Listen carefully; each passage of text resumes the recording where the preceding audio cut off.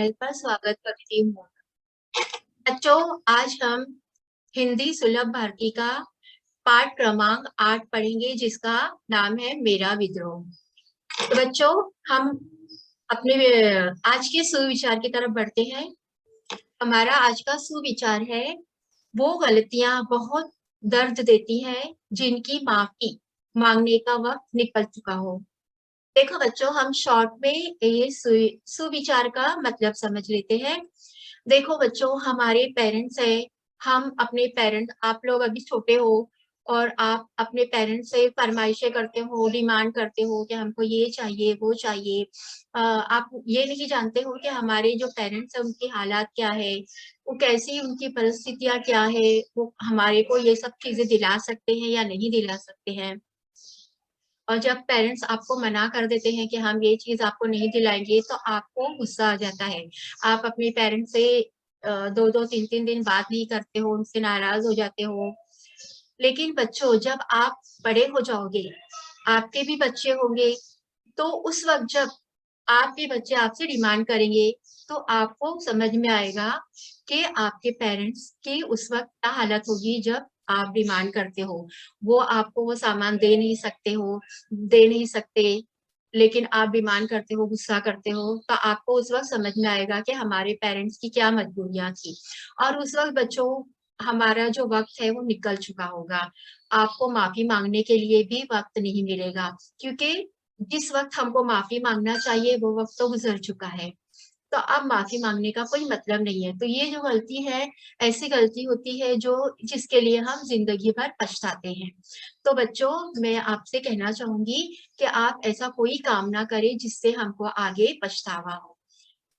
बच्चों, आज का जो हमारा टॉपिक है वो हमारे ये सुविचार से बहुत मिलता जुलता है, इससे रिलेटेड है। तो बच्चों, हम अब अपने पाठ की ओर बढ़ते हैं। देखो बच्चों, हमारा जो है पाठ का नाम है मेरा विद्रोह, और इनके इस पाठ का लिखने वाली जो लेखिका है वो, उनका नाम है सूर्यबाला। थोड़ा सा हम लेखक का परिचय देख लेते हैं। लेखिका का लेखिका का जन्म जो है वो 1943 वाराणसी उत्तर प्रदेश में हुआ। इनका जो और आगे थोड़ा सा परिचय जो है वो है, समकालीन व्यंग एवं कथा साहित्य में अपनी विशिष्ट भूमिका और महत्व रखने वाली सूर्यबाला जी ने अभी तक 150 से अधिक कहानियां, उपन्यास और हास्य व्यंग संबंधित रचनाओं का लेखन कार्य किया है। आपको प्रियदर्शनी पुरस्कार, घनश्याम दास सराफ पुरस्कार, व्यंगश्री आदि अनेक पुरस्कार, सम्मान प्राप्त हुए हैं। इनकी प्रमुख कृतियां हैं मेरे संधि पत्र, अग्नि पाखी, यामिनी कथा, 21 कहानियां आदि। थोड़ा सा हम गद्य संबंधी देख लेते हैं। प्रस्तुत कहानी में सूर्यबाला जी ने बाल मन की लालसाओं, पिता की महत्वाकांक्षाओं एवं अपेक्षाओं का मनोवैज्ञानिक विश्लेषण प्रस्तुत किया है। इस पाठ में आपने बताया है कि किस तरह पिता की आकांक्षाओं से दबकर बालक बालिकाओं की लालसाएं दम तोड़ देती हैं। परिणाम स्वरूप बच्चे विद्रोही बन जाते हैं, और जब तक उन्हें समझ आती है तब तक काफी देर हो चुकी होती है। अतः हमें इन स्थितियों से बचना चाहिए। देखो बच्चों, यहाँ पर जो हमने सुविचार पढ़ा है, अभी उसका मतलब भी समझा, तो वो थोड़ा थोड़ा इससे मिलता जुलता है। जैसे कि यहाँ पर जो है लेखिका सूर्यबाला जी ने क्या बताया है कि हमारे पेरेंट्स होते हैं, बच्चों से बहुत उम्मीदें लगा कर रखते हैं कि हमारा बच्चा ये बनेगा, हमारा बच्चा वो बनेगा, ये करेगा। और जब बच्चे जो है वो अपनी जो मतलब उम्मीदें हैं वो पूरी करने के लिए बच्चों पर थोड़ा सा प्रेशर भी डालते हैं। हो सकता है उनकी बात सही भी हो, लेकिन उस वक्त आपको वो बात बहुत गलत लगती है, और आप उनसे नाराज हो जाते हो कि मुझे ये करना है, मेरे पेरेंट्स हमको ये कह रहे हैं कि मैं ये करूँ वो करूँ। तो आप बच्चों, पेरेंट्स से अपने नाराज हो जाते हो, और क्या करते हो, उनके मतलब उनका जो भी अरमान है वो मतलब उसके टूट जाता है। उनका जो उम्मीदें होती है पेरेंट्स की टूट जाती है, क्योंकि आप उनकी उम्मीदों पर खरे नहीं उतरते हो, और आप उनका एक वक्त ऐसा आता है कि आप उनकी मुखालिफत करने लगते हो, विद्रोही बन जाते हो। तो लेकिन जब समय बीतता है, आप बड़े होते हो तो आपको समझ में आता है कि जो हमारे पेरेंट्स हमसे कहते हैं वो सही था। लेकिन इस वक़्त जो है वो बहुत देर हो चुकी होती है और हमको माफ़ी माँगने का भी वक़्त नहीं मिलता। तो इसीलिए बच्चों हमको ऐसी हालात से बचना चाहिए जिनके लिए हमको आगे पछताना पड़े। बच्चों हम आगे बढ़ते हैं। देखो, अब हम इस सबक में भी जो मेरा विद्रोह है यानी किसी के खिलाफ बगावत करना, खिलाफ हो जाना, ऐसा है उसका मतलब। तो यहाँ पर जो एक लड़के की कहानी है जो अपने पिताजी से उसके पिताजी उससे बहुत उम्मीदें लगा के रखते हैं कि मेरा बच्चा पढ़ लिख कर ऐसा बनेगा, बड़ा होकर ये करेगा, वो बहुत पढ़ाई करेगा। लेकिन जो बच्चा है, वो जो है पता नहीं उसके दिल में कैसे उसके पिता के खिलाफ गलत ख़्याल आ जाता है। वो सोचता है कि उसके पिताजी उसको अ, परेशान कर रहे हैं, ज़बरदस्ती की अपनी ख्वाहिशें उसके ऊपर लाद रही हैं और उसके दिल में दिन-ब-दिन पिता के लिए नफ़रत पलती जाती है। और ये नफ़रत इतनी हो जाती है कि पिताजी को जो भी पसंद होता है, उन सारी चीज़ों से वो नफ़रत करने लगता है, उसका खिलाफ हो जाता है। लेकिन जब वो थोड़ा उसको समझ में आता है कि अ, पिताजी ये सब क्यों कर रहे हैं, तो उस वक़्त फिर वो बहुत पछताता है और वो अपने पिताजी से माफ़ी भी माँगना चाहता है। तो बच्चों हम अब अपने पाठ की ओर बढ़ते हैं। हमारा पाठ जो है वो मेरा विद्रोह उसका नाम है। किवाड़ धीरे से सरकाकर दबे पांव घर में दाखिल होने की कोशिश करता हूँ, पर कोने में बैठे पिताजी की निगाहें मुझे दबोच लेती हैं। किधर गए थे? लॉन्ड्री में कपड़े देने? तुम्हारे कपड़े क्या रोज लॉन्ड्री में धुलते हैं? रोज कब जाते हैं? बकवास मत करो। दिन भर सड़कों पर मटर गश्ती करते फिरते हो, अपने कपड़े खुद नहीं धो सकते। मटर गश्ती का मतलब मौज मस्ती से घूमना रास्ते पर, टाइम पास करना ऐसे। तो देखो यहाँ पर एक लड़का है जो डरते-डरते धीरे से अपना दरवाज़ा धीरे से सरकाता है और सोचता है कि वो बगैर आवाज़ किए घर में दाखिल हो जाए। लेकिन जैसे ही उसकी नज़र उस सामने पड़ती है तो वहाँ पर देखता है कि उसके पिताजी उसे घूरते हुए दिखाई देते हैं। और जैसे ही वो घर में दाखिल होता है तो पिताजी क्या कहते हैं कि किधर गए थे? तो लड़का जवाब देता है कि लॉन्ड्री में कपड़े देने। अब पिताजी बोलते हैं कि क्या हाँ, पिताजी को गुस्सा आता है, वो बोलते हैं कि क्या तुम्हारे कपड़े रोज़ाना लॉन्ड्री में ही धुलते हैं? तो लड़का जवाब देता है रोज़ कब जाते हैं? तो पिताजी और भड़क जाते हैं और उसको चिल्लाते हैं कि इस दिन भर बटर-गश्ती करने का, रास्ते पर भटकने का, दोस्तों के साथ मौज-मस्ती करने का बोले इतना भी तुम नहीं कर सकते हो कि अपने कपड़े खुद धो लो। सही बात है ना, देखो हमारे पेरेंट्स जो है वो थ थक जाते हैं। पिताजी काम करते हैं, मम्मी जो है घर का काम करती है, सारा दिन पकाती है, कपड़े धोती है, बर्तन धोती है। तो वो जो है दोनों भी थक जाती हैं।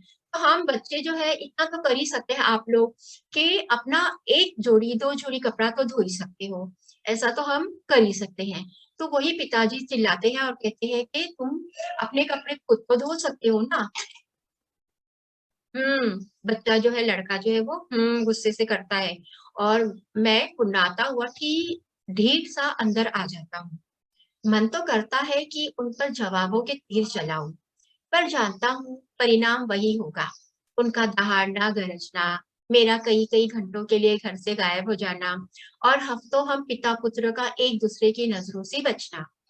सामना पड़ने पर मेरा ढिठाई से गुज़र जाना, माँ का रोना-धोना और पूर्व कर्मों को दोष देते हुए लगातार घसीटते चले जाना।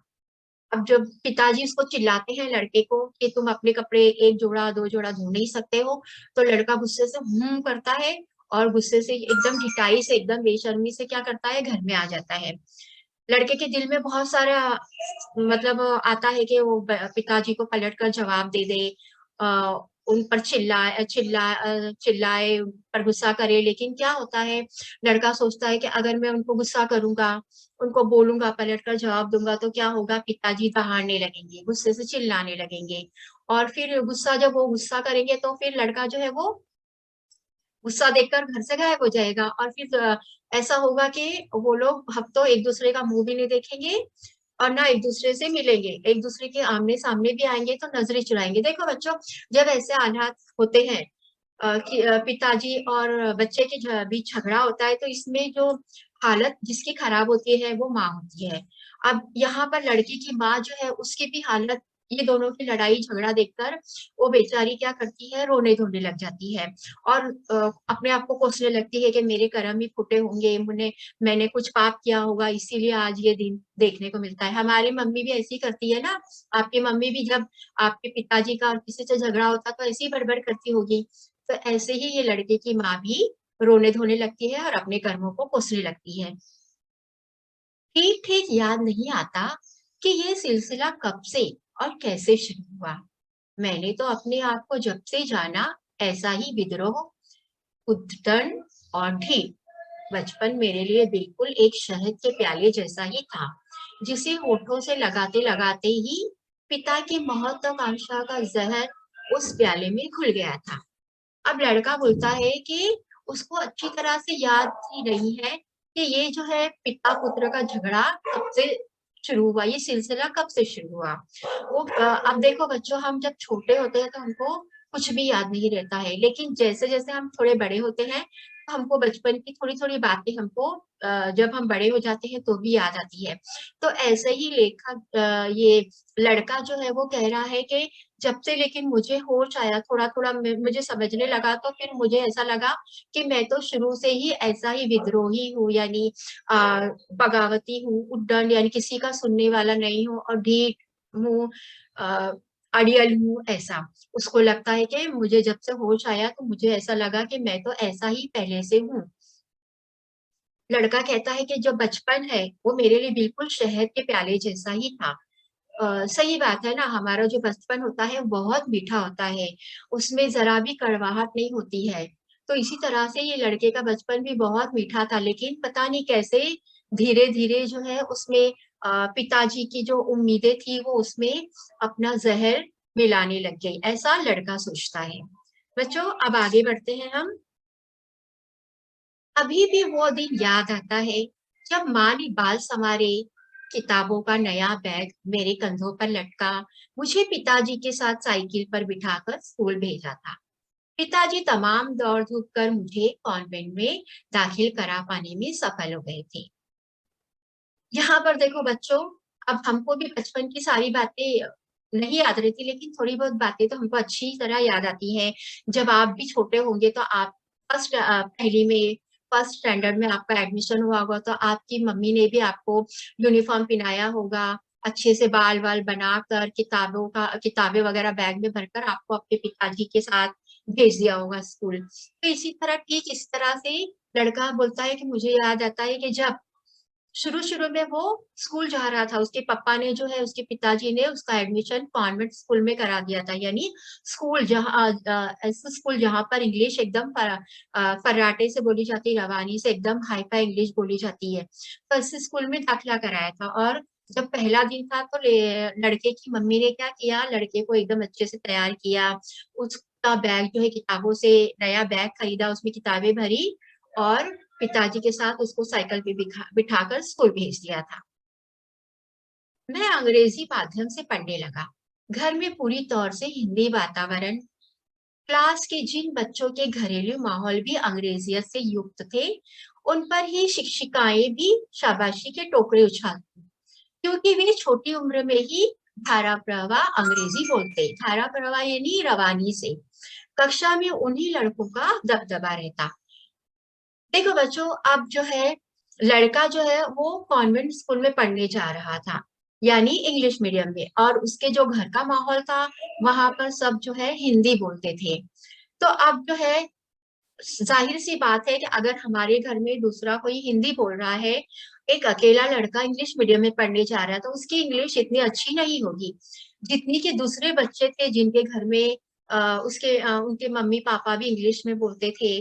तो ऐसे बच्चे जो थे उनकी इंग्लिश जो थी वो बहुत अच्छी थी, वो एकदम रवानी से इंग्लिश बोलते थे, और जब अच्छे से इंग्लिश बोलते थे तो टीचर्स भी जो है उनकी तरफ ही ज्यादा ध्यान देते थे, उन्हीं को शाबाशी देते थे, उन्हीं की तारीफ करते थे। और जब किसी की तारीफ होती है तो क्या करते हैं वो लोग, उनको थोड़ा सा घमंड आ जाता है। तो ये जो बच्चे थे जिनको इंग्लिश बहुत अच्छे से आती थी वो घमंडी हो जाते थे और वो क्या करते थे, दूसरे बच्चों पर अपना रौब झाड़ते थे। तो यहाँ पर बताया गया है कि मतलब लड़का जो था वो इंग्लिश नहीं आती थी उसके घर वालों को, तो इसलिए वो भी इतनी रवानी से नहीं बोल पाता था, और जिसकी वजह से दूसरे बच्चे उन लोगों पर अपना रौब झाड़ते थे। बच्चों हम आगे बढ़ते हैं। माँ मुझे अच्छी तरह पढ़ा सकती थी, पर अंग्रेजी माध्यम होने की वजह से लाचार थी, अतः सारी मेहनत पिताजी ही करते। मेरी इच्छा नहीं रहती थी उनसे पढ़ने की, मगर माँ की बात नहीं टाल सकता था। ऑफिस से आने के साथ ही सारी किताब कॉपियों सहित मुझे घेर कर पढ़ाना रटाना शुरू कर देते। शायद उनकी मेहनत के ही बल पर मैं 8वीं कक्षा तक पहुंचा हूँ।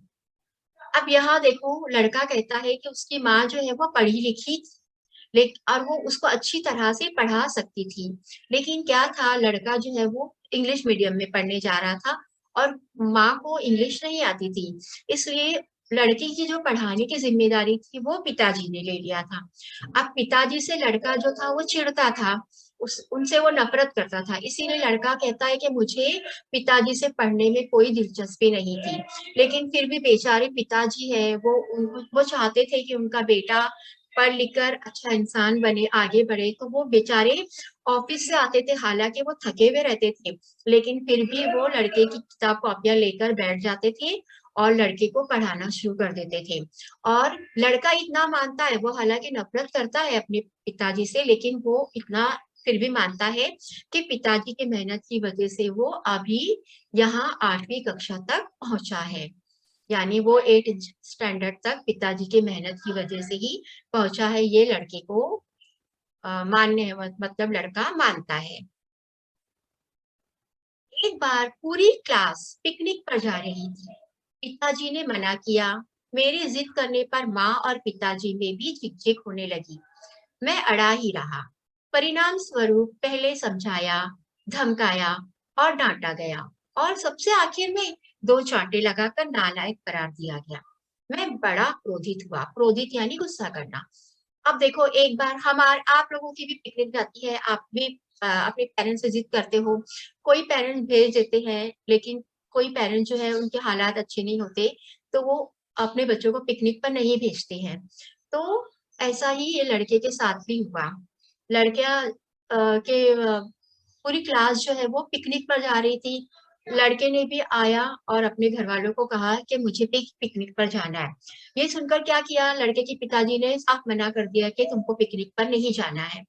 अब लड़का जिद में अड़ गया, वो एकदम जिद करने लगा कि नहीं, मुझे तो पिकनिक पर जाना ही है।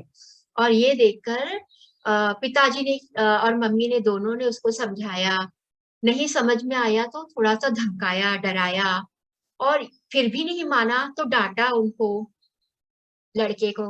लेकिन और फिर डांटने से भी लड़का नहीं समझ पाया, तो क्या किया गया, लड़के को 2 चांटे लगा दिया गया और कहा गया कि तुम बदतमीज हो, तुम नालायक हो, ऐसा कहकर लड़के को वो चुप करा दिया गया।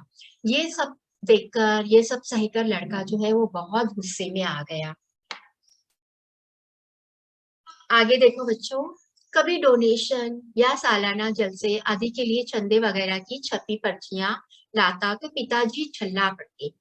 1-2 रुपये देते भी तो मैं अड़ जाता कि बाकी लड़के 10-10, 20-20 रुपए लाते हैं, मैं क्यों 1-2 ही ले जाऊं। मैंने इस बारे में माँ से बात की, पर माँ भी इसे फिजूल खर्चा मानती थी। अब देखो बच्चों, आपके स्कूल में भी डोनेशन कभी कभी मांगते हैं, या फिर कोई प्रोग्राम होता है उसके लिए चंदा जमा करते हैं, आप लोगों को कहते हैं कि घर से चंदा लेकर आना, इतने पैसे लेकर आना। तो ऐसे ही ठीक लड़के के साथ भी हुआ। लड़का जो है उसके इधर स्कूल में सालाना जलसा या कुछ होता था, तो उसको डोनेशन या कुछ ऐसा होता था, लाने के लिए कहा जाता था, डोनेशन या सालाना जलसे के लिए कोई चंदा। तो पिताजी ये सुनकर क्या करते थे, चिल्लाने लगते थे, गुस्सा करते थे, और बाद में वो 1-2 रुपए देते थे। और जब 1-2 रुपए देते थे तो लड़का अड़ जाता था कि नहीं नहीं, मेरे स्कूल में तो मेरे दोस्त लोग जो है वो 10-10, 20-20 रुपए लाते हैं, और तुम लोग मुझे 1-2 रुपए ही लेकर जाने देते हो, अच्छी बात नहीं है। तो कभी कभी जो है लड़का जो है वो अपनी माँ से भी शिकायत करता था। तो लेकिन माँ क्या करती थी उस वक्त, वो पिताजी का साथ देती थी। और लड़के को समझाती थी कि ये फिजूल खर्ची है, ऐसा नहीं करना चाहिए, जितना पिताजी ने दिया है उतना पैसा लेकर जाओ। अब देखो, रमन की वर्षगांठ की बात तो मैं कभी भूल ही नहीं सकता। सबसे पहले उसने मुझे ही बताया था कि अगले महीने उसकी वर्षगांठ है। वर्षगांठ मतलब बच्चों, बर्थडे। मैं अंदर बाहर एकदम खुशी से खिलकता घर पहुंचा था। मैं शायद रमन से भी ज्यादा बेसब्री से उसकी वर्षगांठ का इंतजार कर रहा था, क्योंकि रमन ने अपनी वर्षगांठ की तैयारियों का जो चित्र खींचा था, उसने मुझे पूरे 1 महीने से बेचैन कर रखा था। अब यहाँ देखो बच्चों, लड़का याद करता है और बताता है कि रमन की वर्षगांठ यानी रमन की बर्थडे थी, और रमन ने सबसे पहले लड़के को बताया कि मेरा 1 महीने बाद मेरा बर्थडे आने वाला है और हम लोग ऐसा करेंगे। उसने बहुत तारीफें की अपना। आप लोग भी बोलते हो ना कि मैं अपने बर्थडे पर ऐसा करूंगा वैसा करूंगा, इसको बुलाऊंगा, ये खाना रखूंगा, वो शरबत रखूंगा। तो ऐसे ही रमन ने भी अपनी बहुत बड़ाई कर दी थी कि मेरे बर्थडे में ये सब होने वाला है। और ये सब सुनकर जो लड़का जो है वो बहुत बेसब्री से क्या करने लगा, रमन की बर्थडे का इंतजार करने लगा। इतना बेसब्री से कि वो लड़का भी इतना बेसब्री से अपने बर्थडे का, रमन भी नहीं करता होगा जितना बेसब्री से ये लड़का जो है वो उसके बर्थडे का इंतजार करने लगा। लेकिन उस दिन पिताजी ने मुझे एकदम डपट दिया। नहीं जाना है। मैंने जोर जोर से लड़ना, जिद मचाना और रोना चिल्लाना शुरू कर दिया। गुस्से में पिताजी ने एक भरपूर थप्पड़ गालों पर चढ़ दिया। गाल पर लाल निशान उभर आए। उस दिन पहली बार माँ ने मेरे गालों पर उंगलियां फेर रो पड़ी थी और पिताजी से लड़ पड़ी थी। पिताजी को भी शायद पछतावा हुआ था। माँ ने मेरा मुंह धुलाया, गाल पर दवा लगाई और बाजार से बिस्कुट का एक डिब्बा मंगाकर पिताजी के साथ रमन के घर भिजवा दिया। अब देखो, ये लड़का बहुत खुश था कि रमन की बर्थडे है, उसमें वो जाएगा, वो भी मजे करेगा, ऐसा करेगा वैसा करेगा। उसने घर पर आकर जब बताया कि उसे लड़के को रमन की बर्थडे में जाना है, तो पिताजी ने साफ मना कर दिया। उन्होंने कहा कि तुमको नहीं जाना है बर्थडे में। और ये सुनकर जो है लड़का एकदम से जोर जोर से मतलब चिल्लाना शुरू कर दिया, लड़ना शुरू कर दिया, जिद मचाना शुरू कर दिया और रो रो कर कहने लगा कि नहीं, मुझे तो बर्थडे में जाना ही है। और ये सब देखकर जो है पिताजी को एकदम गुस्सा आ गया और उन्होंने उसे एक थप्पड़ लगा दिया। अब देखो बच्चों, जब हमारे को कोई पिताजी या कोई मारता है तो हमारी माँ को बहुत बुरा लगता है, और वो उसके लिए, वो कोई भी हो उसकी, हमारे लिए वो लड़ पड़ती है। तो ठीक इसी तरह से क्या हुआ कि जब लड़के के पिताजी ने लड़के को मारा तो उसके गाल पर निशान उभर आया, लाल उंगलियों के निशान आ गए, लाल लाल। और ये देखकर जो है माँ बहुत परेशान हो गई। उसने पहले लड़के के गालों पर अपनी उंगलियां फेरी और फिर रोने लगी और पिताजी से झगड़ने लगी कि उसने लड़के को क्यों मारा है। पिताजी को वो कहने लगी, और शायद पिताजी ने भी लड़के को मारा तो उनको भी बुरा लगा, उनको भी पछतावा होने लगा। फिर बाद में क्या हुआ कि माँ ने क्या की, लड़के का मुंह धुला दिया, गाल पर दवा लगा दिया अच्छे से, और फिर बाजार से बिस्किट का पैकेट मंगाकर लड़के को पिताजी के साथ रमन के घर भिजवा दिया। जैसे हम लोग किसी के बर्थडे वगैरह में जाते हैं तो बिस्किट, कोई गिफ्ट लेकर जाते हैं, उसी तरह से माँ ने बिस्किट का डब्बा मंगा के लड़के को दिया था और रमन के घर भेज दिया। रमन के पापा दरवाजे पर ही मिल गए थे। खूब खुश होकर उन्होंने रमन को बुलाया। फिर उनकी दृष्टि गालों पर पड़ी। पिताजी जल्दी से बोले, आते आते सीढ़ियों से गिर गया। पर मैंने कहा, तुम्हारे दोस्त का जन्मदिन है, जरूर जाओ। अब पिताजी के साथ लड़का जो है वो रमन के घर जाता है। तो रमन के पापा जो है वो तैयारियों में लगे होते हैं, रमन की बर्थडे है, मेहमान आ रहे हैं, तो वो दरवाजे पर ही मिल जाते हैं। और वो बहुत खुश होते हैं रमन के पिताजी लड़के को और उसके पिताजी को देखकर। लेकिन जैसे ही उनकी नजर जो है लड़के के गाल पर पड़ती है तो वो बोलते हैं, अरे ये निशान कैसा है, क्या हुआ, इधर गालों पर क्या निशान आ गया है। तो ये सुनकर जो है पिताजी फौरन आंसर देते हैं कि आते आते ये लड़का जो है सीढ़ियों से गिर गया। तो मार लग गई, लेकिन बोले, मैंने कहा कि नहीं नहीं, तुम्हारे दोस्त की बर्थडे है तो तुमको जरूर जाओ तुम बर्थडे पर। ये सुनकर देखो लड़के पर क्या होता है असर। मेरा दिमाग गुस्से से पागल हो गया। मन किया जोर से चीख पड़ूं रमन के पापा के सामने ही कि ये झूठे, मक्कार और निर्दयी हैं। मुझे पीट कर लाए हैं और यहाँ झूठ बोल रहे हैं। बोला कुछ नहीं, बस गुस्से से उन्हें घूरता रमन की उंगली पकड़े अंदर चला गया। अब जब पिताजी झूठ कहते हैं कि ये सीढ़ियों से गिर गया है और उसको मार लग गई है, तो इसको लड़के को बहुत गुस्सा आ जाता है और वो सोचता है, वो मन में ही सोचता है कि जोर जोर से चीखूं और रमन के पापा को बताऊं कि ये जो आदमी है ना, ये मक्कार है, यानी ये झूठा है, बेदर्द है और निर्दयी है, बेदर्द है। इसने मुझे मारा है और पीट कर मुझे ये यहाँ पर लेकर आया है। ये आदमी जो है वो झूठ बोल रहा है। लेकिन फिर उसके पिताजी है, इसीलिए लड़का चुप रहता है और कुछ नहीं कहता, सिर्फ गुस्से से अपने पिताजी को घूरता है और रमन की उंगली पकड़े घर में आ जाता है। अंदर जाकर तो मुझे लगा कि मैं लाल परी के जादुई देश में आ गया हूँ। ढेर के ढेर झूलते रंग बिरंगे गुब्बारे, रिबन्स, प्रेजेंट्स, टॉफियां, गुलदस्ते, साज सज्जा, उल्लास से हमेशा हंसते से उसके मम्मी डैडी। घर लौटकर मैंने पहला प्रश्न माँ से यही किया, तुम और पिताजी मेरा जन्मदिन क्यों नहीं मनाते? अब देखो जब लड़का अंदर जाता है तो उसके हैरत की इंतहा नहीं होती है। वो जो है अंदर जाके जो माहौल है उसको क्या कहता है, लाल परी का जादुई देश। जो अंदर उसको दिखाई दिया उसको उसने नाम रखा लाल परी का जादुई देश। और वो कहता है कि मैंने देखा कि हर जगह रंग बिरंगे ढेर के ढेर झूलते गुब्बारे हैं, रिबन्स है, प्रेजेंट्स हैं, ट्रॉफियां रखी हुई है, गुलदस्ते हैं। तो वो देखकर उसको एकदम हैरत हुई और सबसे अच्छा उसे क्या लगा कि रमन की जो मम्मी डैडी है वो हंसते, हमेशा हंसते हुए उसको दिखाई देते थे। तो वो बहुत खुश हो गया ये सब देखकर, रंग बिरंगे गुब्बारे, रिबन्स, प्रेजेंट, ट्रॉफियां, ये सब देखकर, गुलदस्ते वगैरह देखकर वो बहुत खुश हो गया। और घर आता है तो अपने मम्मी पापा से पूछता है कि आप लोग मेरा जन्मदिन क्यों नहीं मनाते? उत्तर में पिताजी की झिड़की ने उसके प्रति उपेक्षा व आक्रोश को और भी बढ़ा दिया। शायद धीरे धीरे इसी उपेक्षा और आक्रोश का स्थान विद्रोह लेने लगा। अनजाने में मेरे अंदर पिताजी का एक शत्रु पैदा हो गया, जो हर समय पिताजी को तंग करने, दुखी करने और उनसे अपने प्रति किए गए अन्यायों के विरुद्ध बदला लेने की स्कीमें बनाता।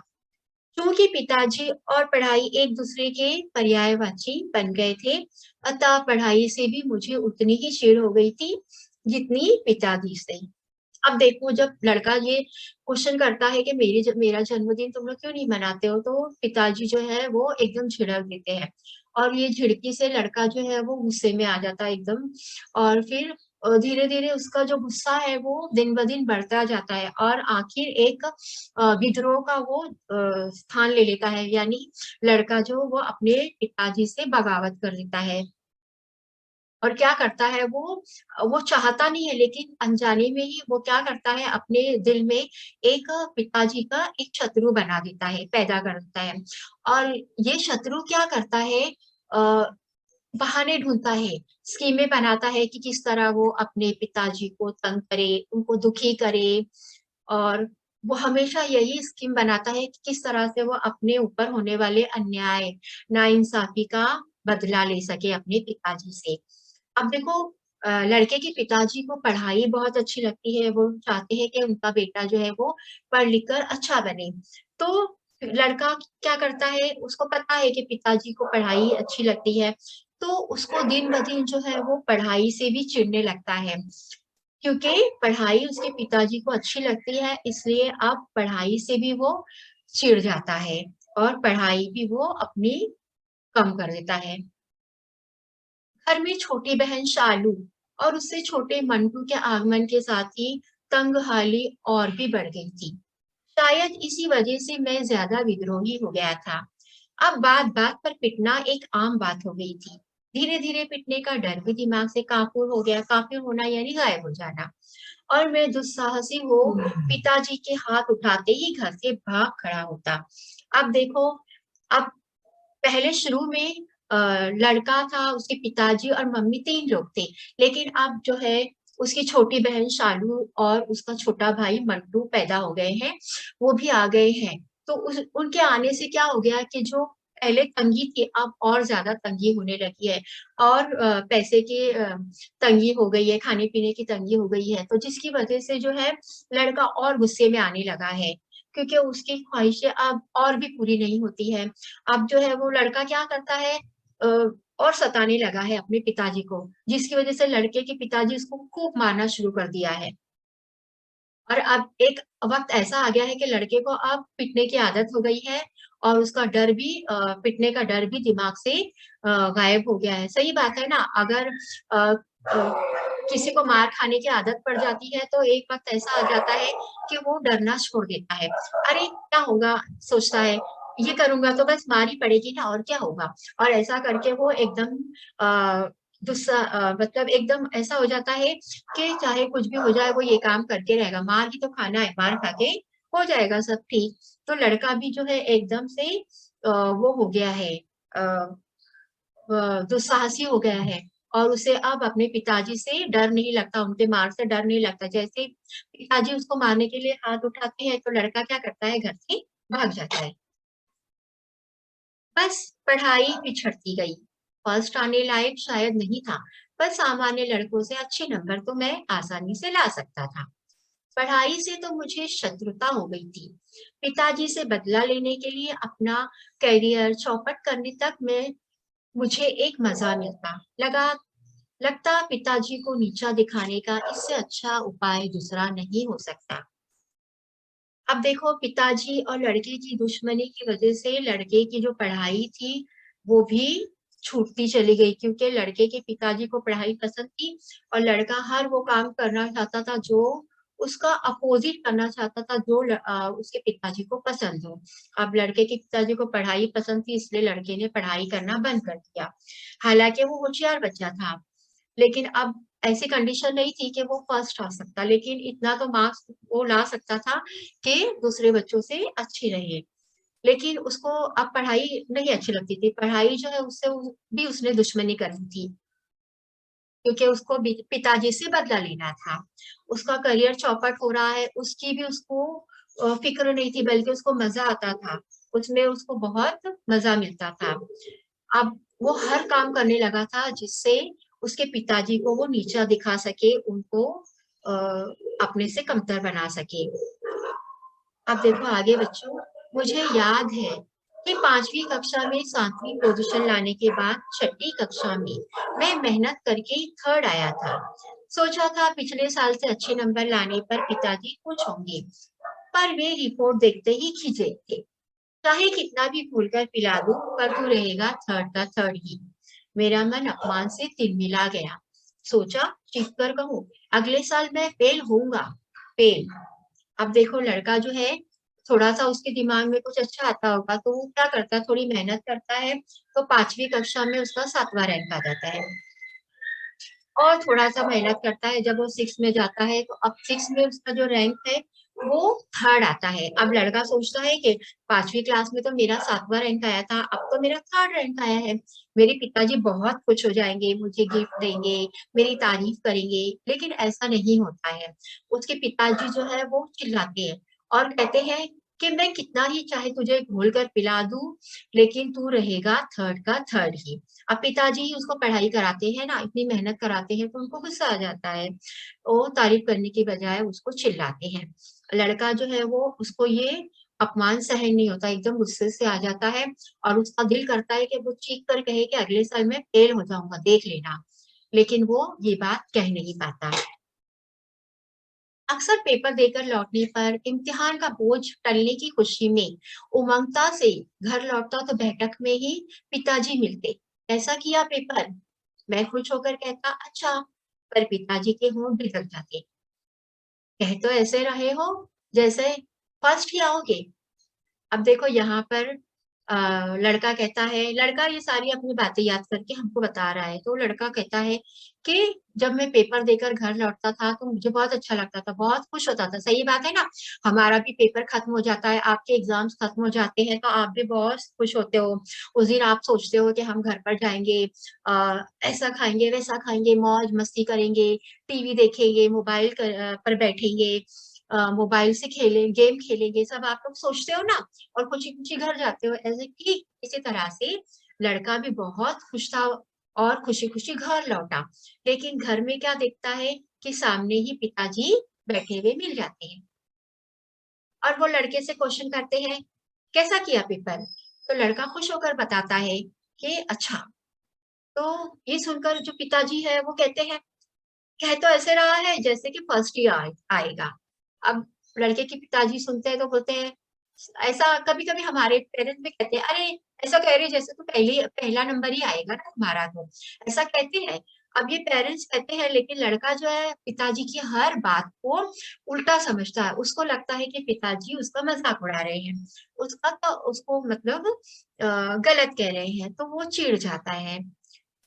खींचकर पेपर देकर लौटने पर तो खास तौर से उनका सामना करने से कतराता, चिढ़ता और माँ के सामने भुनभुनाकर अपना आवेश व्यक्त करता।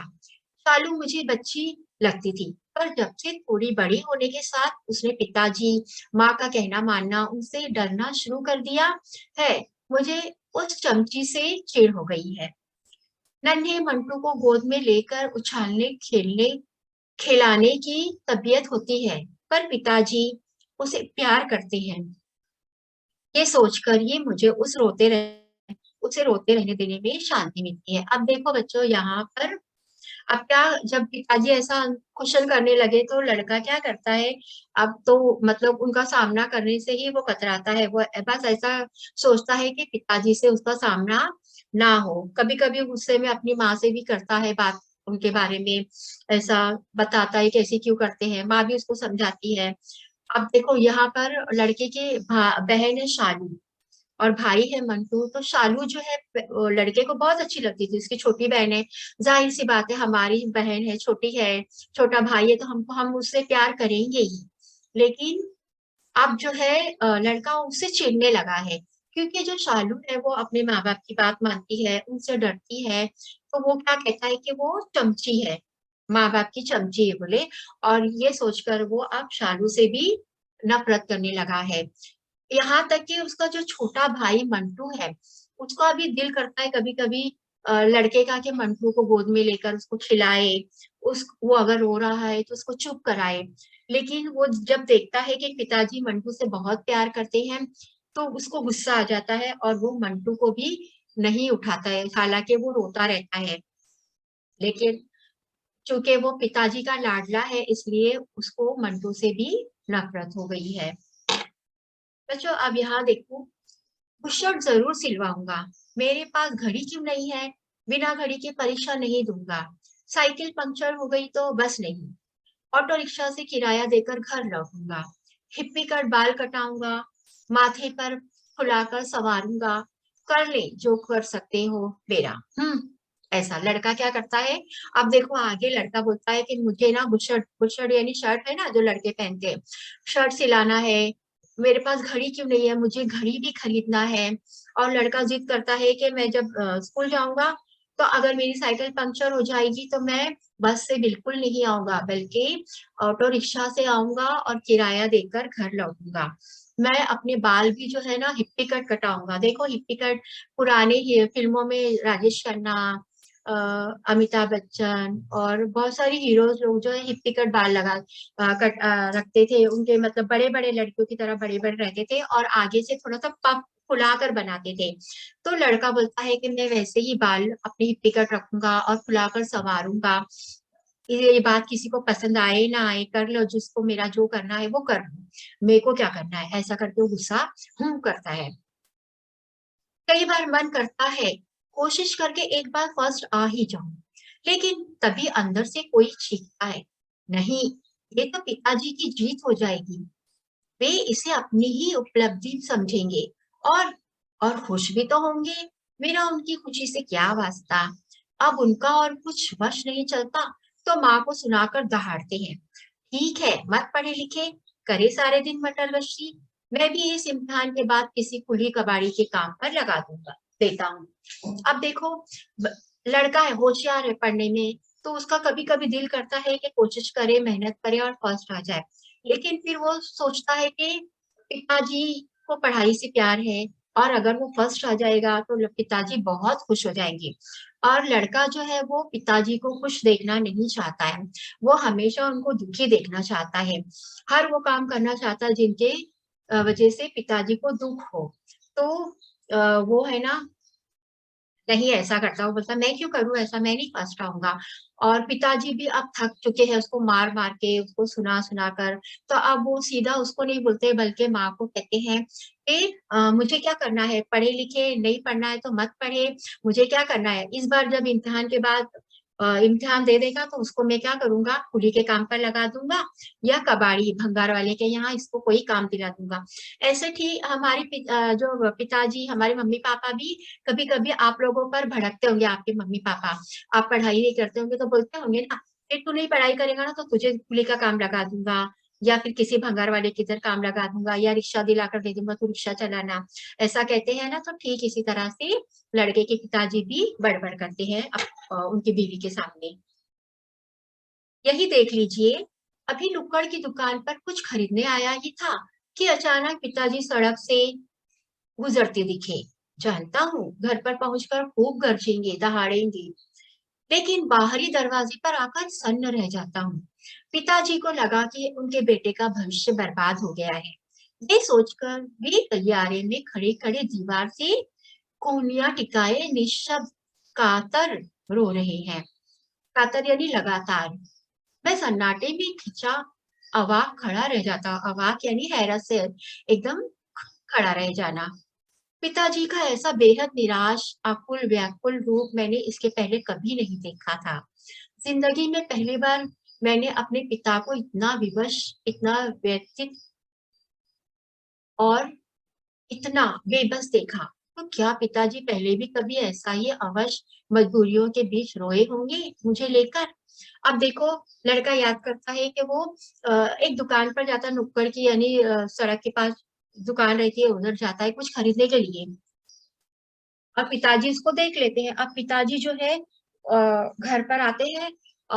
अब लड़के को जब पिताजी देख लेते हैं तो लड़के को लगता है कि अब जब मैं घर पर पहुंचूंगा तो पिताजी दहाड़ेंगे, गुस्सा करेंगे, लेकिन ऐसा नहीं होता है। जब लड़का आता है या दरवाजे पर पहुंचता है तो वो देखता है कि उसके पिताजी जो है वो रो रहे हैं। असल में पिताजी को क्या लगता है कि लड़का जो है वो अपना भविष्य बर्बाद कर रहा है, पता नहीं कोई गलत लाइन में चला गया है, पता नहीं कोई गलत चीज लेकर खाने वाला है, या कुछ और कुछ गलत करने वाला है। ऐसा सोचकर जो पिताजी जो है वो बहुत रोने लगते हैं, लगा यानी जारो कतार रोते हैं बगैर आवाज के। और ये देखकर, उनको रोता हुआ देखकर लड़का जो है वो बहुत हैरत में पड़ जाता है। उसने उनको ऐसा निराश और परेशान उसने इससे पहले कभी नहीं देखा था। जिंदगी में पहली बार वो अपने पिताजी को इतना मजबूर देख रहा है, इतना बेबस देख रहा है, तो उसको बहुत हैरत होती है। और वो सोचता है कि जब जब मैंने पिताजी का दिल दुखाया, जब जब मैंने कोई गलत काम किया, तो क्या पिताजी उस वक्त भी ऐसा ही रोए होंगे मुझे लेकर? अब मुझे अपने किए पर पछतावा हुआ। पिताजी की दशा देखकर मैं मन ही मन दुखी हुआ। माँ से मिलकर मैंने सब कुछ बताया। आज माँ की खुशी का पारावार ना था, पारावार यानी सीमा। उसने मुझे गले लगाया। उसकी आंखों से आंसू झरने लगे। वे दुख के नहीं, खुशियों के थे। मेरी आंखों के विद्रोही अंगारे बुझने लगे हैं, मेरे अपने ही आंसुओं की धार से। मैं निशब्द कह रहा हूँ, पिताजी मैं संधि चाहता हूँ। हाँ, मैं संधि चाहता हूँ। देखो बच्चों, यहाँ पर जब पिताजी की ऐसी हालत देखता है लड़का, तो वो बहुत, उसको पछतावा होता है। वो सोचता है कि पिताजी हर बार जब मैं उनका दिल दुखाता हूँगा तब पिताजी ऐसा ही रोते होंगे, तो उसको उसको बहुत पछतावा होता है। और वो जो है अपना ये पिताजी का जो हाल देखता है, वो अपनी माँ से जाकर कहता है, उसको बहुत दुख होता है। और माँ को बोलता है कि मुझे बहुत दुख हुआ है अपने पिताजी की ऐसी हालत देखकर। तो माँ बहुत खुश हो जाती है और खुशी से वो गले लगाती है और रोने लगती है। इसलिए रोने लगती है कि उसको लगता है कि उसके लड़के ने अपने पिताजी की मजबूरियों को समझ लिया है, क्योंकि वो आज पहली बार अपने पिताजी को रोता हुआ देखकर दुखी हुआ है। मतलब लड़के को अपने पिताजी की मजबूरियां समझ में आ गई, और लड़का भी बगैर कुछ बोले लगातार रोने लगता है, और उसको लगता है कि जो उसके बगावत के जो शोले थे, उसकी आंखों में हमेशा जलते रहते थे, वो धीरे धीरे उसके आंसुओं से बुझ गए हैं। और वो धीरे धीरे बगैर कुछ आवाज के बड़बड़ाने लगता है कि पिताजी, मैं संधि चाहता हूँ। हाँ, मैं संधि चाहता हूँ। यानी वो चाहता है कि उसको एक मौका और मिले। वो अपने पिताजी से मिलना चाहता है, मिलाप करना चाहता है, एक मौका और चाहता है। और मैं इसके बाद लड़का कहता है, मैंने आपको गलत समझा, मुझे क्षमा कर दीजिए। लड़का दिल ही दिल में कहता है कि पिताजी, मुझे एक मौका दीजिए, क्योंकि मैंने आपको गलत समझा, मुझे क्षमा कर दीजिए। मैं फिर से आपके साथ मिलकर और अच्छा इंसान बनना चाहता हूँ। तो बच्चों, ये हमारा आज का पाठ यहाँ पर खत्म हो गया है। इसके बाद बच्चों, मुझे उम्मीद है कि आपको पाठ समझ में आया होगा। अब हम कुछ मूल्य मापन देख लेते हैं। देखो बच्चों, यहाँ पर मूल्य मापन है, संजाल पूर्ण करो। लाल परी के जादुई देश की विशेषताएं क्या थी? विशेषताएं बच्चों, जब जादुई देश में, लाल परी के जादुई देश में लड़का जाता है तो उसको क्या क्या दिखाई देता है? कौन बताएगा बच्चों? टीचर, मैं बताऊं गायत्री? हाँ बेटा, गायत्री बताओ। देर के देर झूलते रंग बिरंगे गुब्बारे। Very good.